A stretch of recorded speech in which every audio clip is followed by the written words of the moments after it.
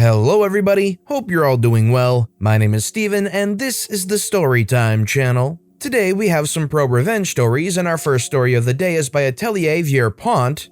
Credit card skimmer gets what he bought with my card, and a bit extra.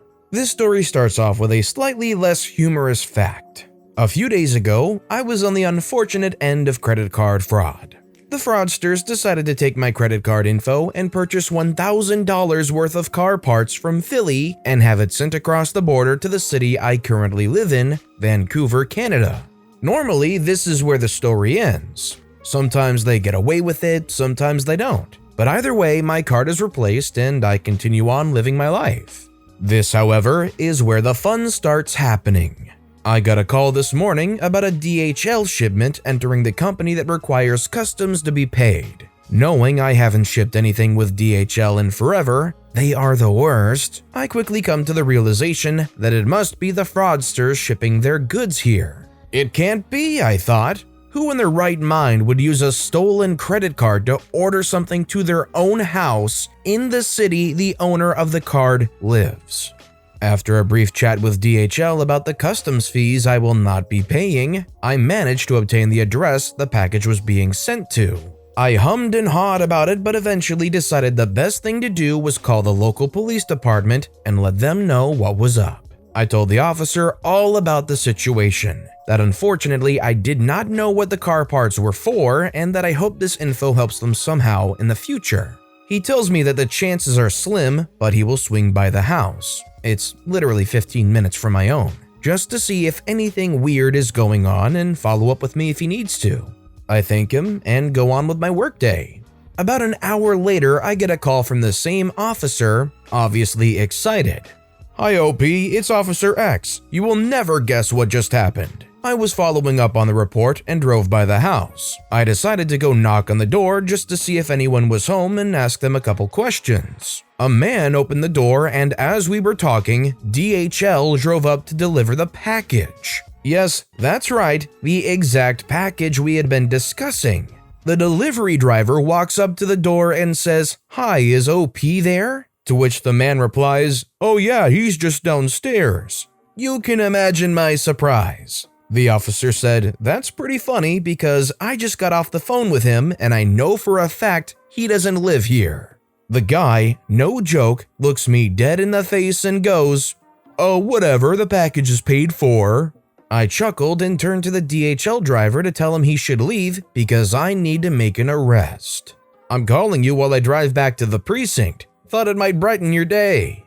I still cannot believe that they caught the guy, but thought it was a story that was too good not to share. What are the chances that the DHL delivery guy drives up right at that moment and completely incriminates the guy unknowingly? If this happened to you, would you actually drive to the location the DHL delivery was going to? Let me know in the comments down below.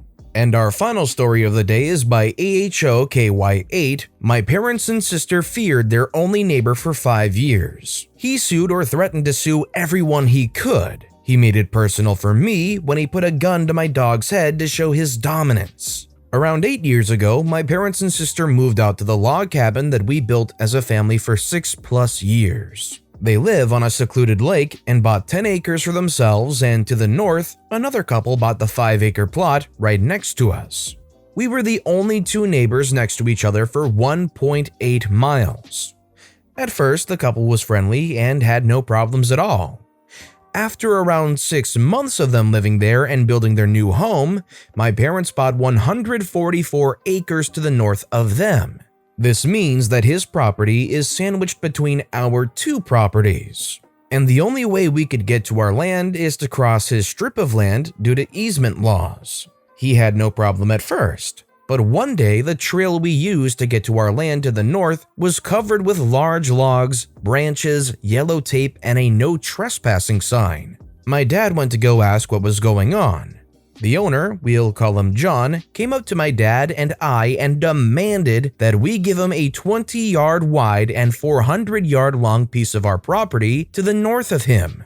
He said he wanted to cut down some of the trees to the north of him to make sure none of them fell on his house. This is a thickly wooded area. So of course my dad said no, and that he wouldn't even sell this small portion of land that he requested to be given to him for free. We will find out at the end of the story as to why he wanted this small strip of land so badly.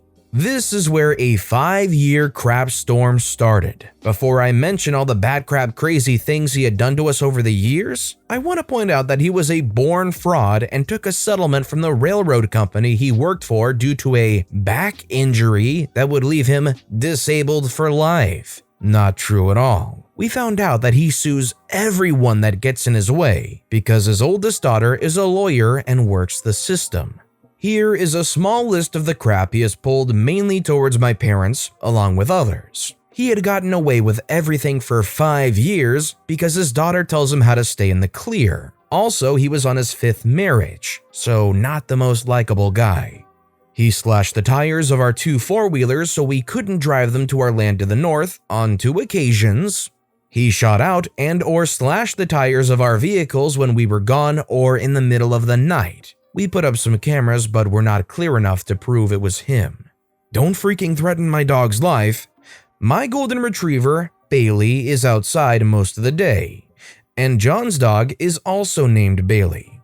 The 2 dogs loved to play together, but John did not like that. He said he would shoot my dog in the stomach if he ever went on his property again. After that, weeks later, he would start to yell out, "Bailey," to lure our dog onto his property. He grabbed my dog by the collar and put a pistol to his head and said he'd kill my dog if he ever came on his property again or played with his dog. We put up an underground electric fence so she wouldn't go over there anymore, even though John would always try to lure her into his yard. On several occasions, he would send golf balls into our windows and blame it on me since I was a golfer. Once again, everything he did, we could not prove it in court. When his house was being built, he went through 3 different contractors because John was threatening to sue every contractor for every little thing, and all 3 contractors left him.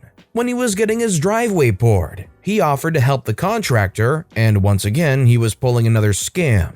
Where I live, if someone starts helping a contractor with work, there is a weird law that states that a contractor would need to pay John for his work he helped with. This went to court and he got his $10,000 driveway for free, plus took him for another $15,000 for some other BS.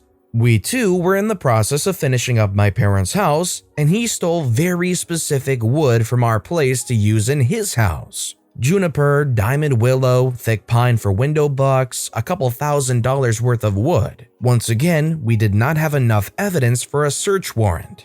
During Thanksgiving dinner several years ago, our house caught on fire due to the stonemason cutting corners and using cheap/wrong parts for our fireplace. Firefighters from 5 cities were dispatched because we live in the country. Due to the amount of fire trucks that were coming and going, John took his truck and parked it sideways on a strip of road that was tight so that the firefighters coming and going could not get through.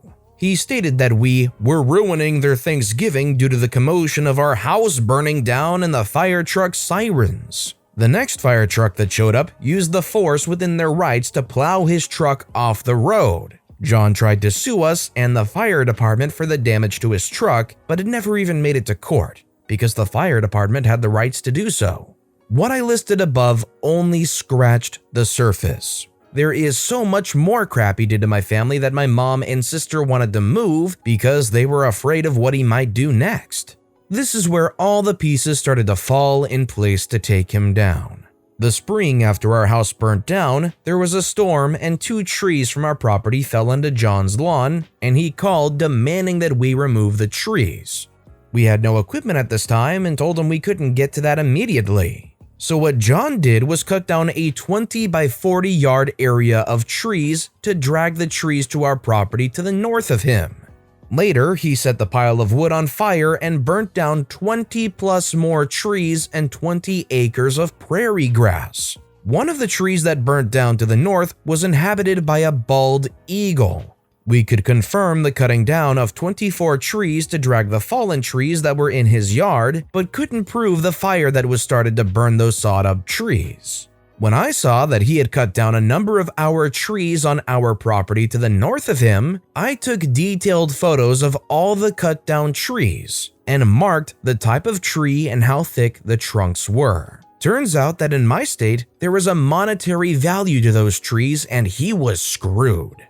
However, when I was marking the trees he cut down, I realized I didn't know where the true property line was.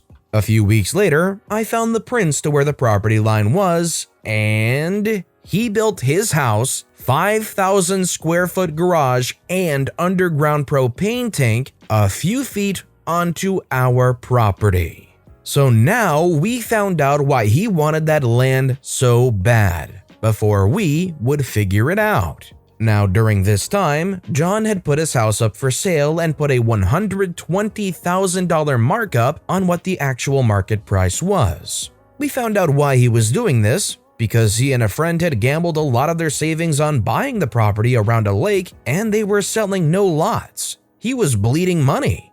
We were finally able to put a lien on his house, and that was his only lifeline to get cash to make their land payments. To make the rest of the story go faster, I'll skip to the part where we ended up buying his house. We told him to put the price back down to market value, and then my father said that we could either settle the price of the trees out of court that he cut down of ours, and he agreed to settle that in the price of the house. My dad also identified the stolen wood and we could trace it back to the same unique wood in our house. We would sue him for that too, or he could drop the price for stealing our materials.